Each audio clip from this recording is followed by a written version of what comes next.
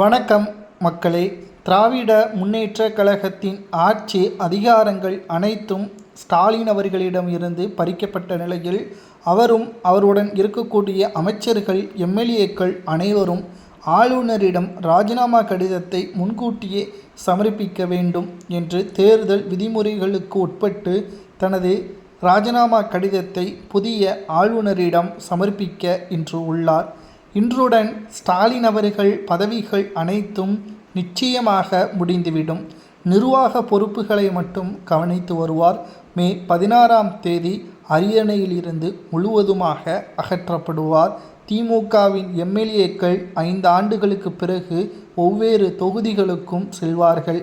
அப்பகுதி மக்கள் நீங்கள் யார் என்று கேட்கக்கூடிய வகையிலான கேள்விகளை கேட்பதற்கு தயாராக இருப்பதாகவும் சமூக வலைதளங்களில் கருத்துக்களை நம்மால் பார்க்க முடிகிறது.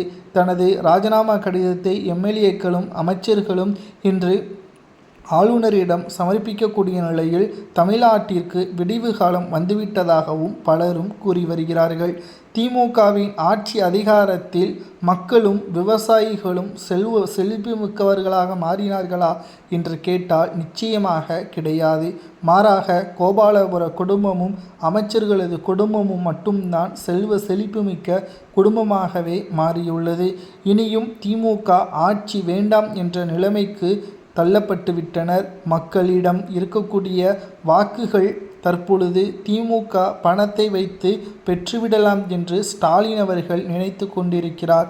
ஆனால் மக்கள் முன்பை விட தற்பொழுது தெளிவாகிவிட்டார்கள். கலைஞர் மீது இருந்த கோபத்தில் தான் அவரை வாய்ப்புக்கு வழங்காமல் ஜெயலலிதா அவர்களை ஆட்சி அதிகாரத்திற்கு கொண்டு வந்தார்கள். ஜெயலலிதா அவர்களது மறைவிற்கு பிறகும் கலைஞர் அவர்களது மறைவிற்கு பிறகும் ஸ்டாலின் அவர்கள் நன்மை செய்வார், சுற்றுப்பயணம் மேற்கொண்டார் என்ற நம்பிக்கையின் அடிப்படையில் தற்பொழுது வாக்குகளை செலுத்தினார்கள் 2021.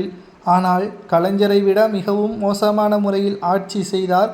வழக்கை நீதிமன்றத்தில் அமைச்சர்கள் மீது இருக்கக்கூடிய ஊழல் வழக்கை அதிகமாக அமலாக்கத்துறை சொன்னபோதும் கூட அமைச்சர்கள் மீது நடவடிக்கை எடுக்காமல் வேடிக்கை பார்த்தார்.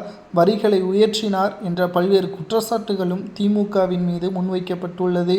இந்த நிலையில்தான் தற்பொழுது திமுகவின் தலைவரும் தமிழக முதல்வருமான ஸ்டாலின் அவர்கள் ராஜினாமா கடிதத்தை ஆளுநரிடம் கொடுப்பது சரியான மகிழ்ச்சியா, மீண்டும் ஸ்டாலின் முதல்வராக வர வேண்டுமா வேண்டாமா என்பதை மக்களாகிய உங்களது கருத்துக்களை கமெண்ட் வாயிலாக கூறுங்கள்.